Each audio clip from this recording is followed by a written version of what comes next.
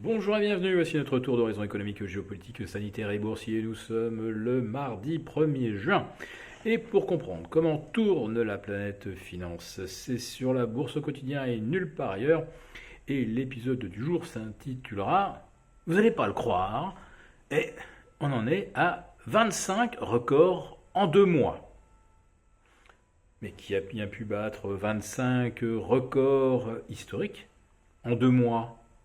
Eh bien, c'est le CAC 40, oui, notre bon CAC 40 Global Return.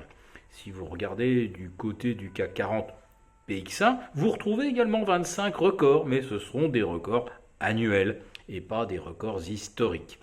Donc le CAC 40 Global Return, en un peu moins de 46 séances, a inscrit 25 records absolus, ce qui signifie qu'il bat un record un jour sur 2. Mais ce qui est quand même assez surprenant, c'est qu'on compte sur les doigts d'une main les séances où ces records ont été battus avec plus de 3 milliards d'euros négociés. Hier, un record a été battu avec 1,5 milliard. Bon, vous me direz, facile, il n'y avait pas les Américains et il n'y avait pas les Britanniques. Ils étaient tous en congé. Mais si vous remontez à vendredi, mercredi, mardi dernier, vous verrez des records battus par le CAC Global Return avec moins de 3 milliards. Même chose, bien sûr, pour le CAC PX1.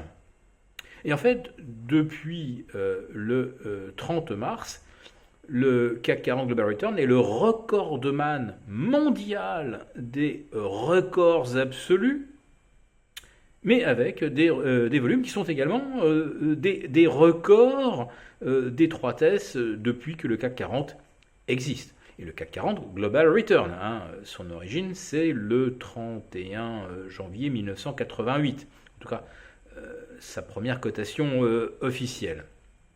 Donc le CAC 40 est loin devant d'autres indices qui battent également des records, comme le S&P 500, comme le Dow Jones. Le Nasdaq, lui, ne bat plus de records pratiquement depuis la mi-février. Le CAC 40 est loin devant l'Eurostoxx, avec 10 records depuis le 30 mars, et plus loin encore devant le DAX, qui doit se contenter, lui, de 8 records seulement depuis le 30 mars. Bon, aujourd'hui, il bat brillamment un record avec un gain de 1,4% qui le propulse au-delà des 15 600. Mais bon, le DAX a quand même un sacré retard par rapport au CAC, qui est donc l'indice leader en Europe.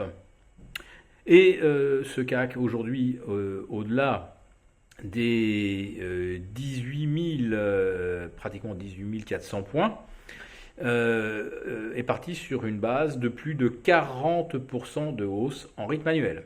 Même 42 si on veut être très précis, en faisant une petite règle de 3, puisque nous en sommes effectivement à plus de 18 et quelques pourcents depuis le 1er janvier. En 5 mois révolus, il en reste donc encore 7. De quoi donc nous emmener jusque vers 42. D'ici la fin de l'année, les banques centrales vont-elles maintenir leur stratégie consistant à ne pas bouger les taux, à ne pas changer de communication, c'est-à-dire prétendre qu'on va laisser la vague inflationniste se dérouler, puis refluer à l'automne pour ne pas bouger les taux. C'est l'hypothèse que jouent les marchés.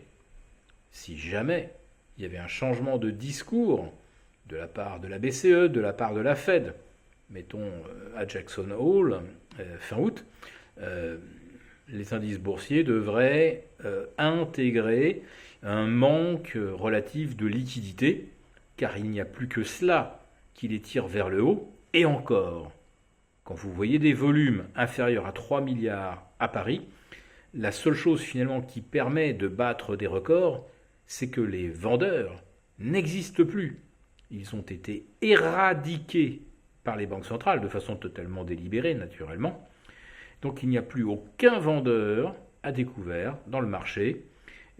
Personne ne se couvre d'ailleurs contre un éventuel retournement de tendance.